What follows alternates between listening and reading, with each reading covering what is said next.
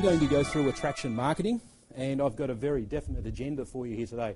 I actually want to send you out of here with specific, usable, measurable marketing strategies that you can apply to your product, service or business, and that you will see results in your bank account inside of 30 days. My aim is to actually send you out of here with something that you can actually use to make a profit inside of your business in 30 days. We're going to set some strategies, and there's going to be 2 ingredients in there. I don't want you to become an advertising victim. It's very easy to go out there and spend money on advertising, and spend a lot of money on advertising. And my pet hate cold calling, which we'll run through as well. I hate it. Now, welcome guest marketer means when you do pick up the phone and you do ring somebody, they actually want to talk to you. You have something that they want to know. You have a product that they're interested in, or they are interested in buying, or you have a service that they are interested in. So it changes the whole demographics completely. And once they're at that stage, you become what we call a welcome guest marketer. It changes everything inside of what you do. It changes your conversion rates. So your conversion rates increase considerably.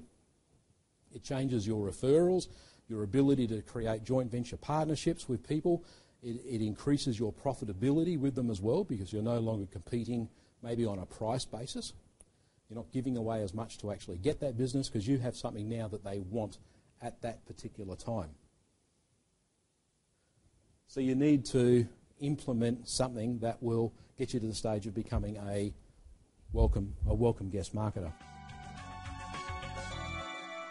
In advertising and in marketing, you're actually selling to the emotions of the prospect. Everybody makes a buying decision based on emotion. So when it comes to buying a house, a car, an activity, going to a restaurant and so on, you actually buy it based on emotion. We came back over here. What we're talking about here is the market that you're going after, being able to identify who that market is. There's nothing worse than running advertising that doesn't direct exactly at that particular client. One of the keys with attraction marketing is if you can move into the conversation that somebody is having in their own mind and continue that conversation, you will develop the raw rapport with somebody before you even meet them. But you need to move into that conversation. You need to be a fly on the wall that's listening to what's going on in that conversation. Next challenge is to actually build a system. The system is the key with attraction marketing. So what you can actually do is start implementing something that goes on and on and on and on. What you really want is to be able to know when you come to work on a particular day that the marketing that you're doing at the moment is going to generate X number of phone calls. Those X number of phone calls are going to generate X number of appointments. Those X number of appointments are going to generate so many sales in your business. So you need a system that you can put in place to generate that. And I was just talking to, he's been trading exceptionally well the last month and a half. It's gone a little bit quiet, but he's got a massive tools in his armoury of things that he can actually use and do to turn that back around very, very quickly. So you need a system that you can instantly put in place in your business to make things happen very quickly in a strategic way. So you've got your carefully crafted message that you're going to send out to your customers. You've created your compelling USP, and you've created the market for what you actually need, which is not being done at the moment. Inside of your marketing, if you're going to be flooded and up against other people, sometimes you've got to try and find the gap and find what they're not getting. So you need to find systems that you can use that aren't going to cost you a lot of money, but are going to try and get the maximum response out of it. So they become measurable, reliable systems that you can actually use inside of your business as well.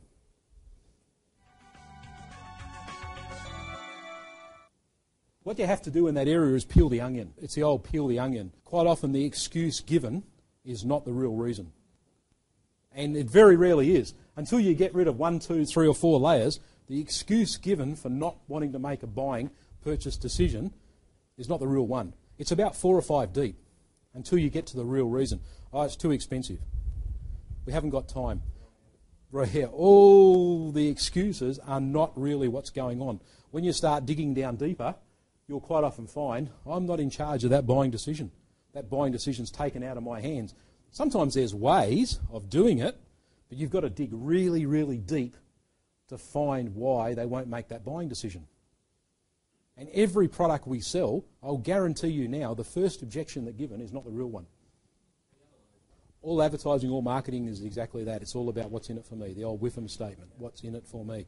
If you can't appeal to what's in it for them, so there's stages that you've got to go through. Yes, you can put in what's in it for them, but you've got to get their attention in the first place. If you don't get their attention in the first place, you don't even get the opportunity to cast them the offer.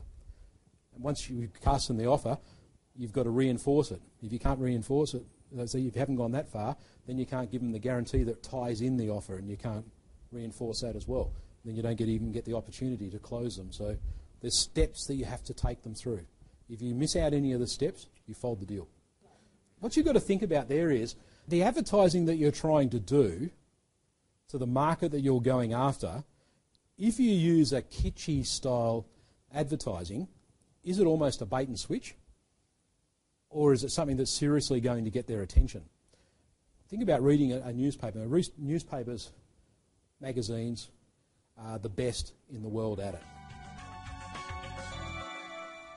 It's just a question of what that emotional response, what that emotional want is of the client. When you spend the time to research and you find the exact emotional want of the client, the rest becomes easy, because then they'll respond to you accordingly. But you've really got to spend the time to find that emotional want of the client. Went through the same exercise in his business. We redid his radio advertising to the emotional want of the client. 50% increase in 2 months. Ways in business is to sell money. You're here today, you've paid money to come along here today because you believe that it's going to turn back into money for yourself. So you invested X number of dollars to get back X number of dollars. You've done that today. If you can do that for your own customers, a lot of the times the things that we actually do don't become evident straight away. Now, a lot of people in business, they start off here, or they're at this stage here now, and they want to be here, but it's not a straight line.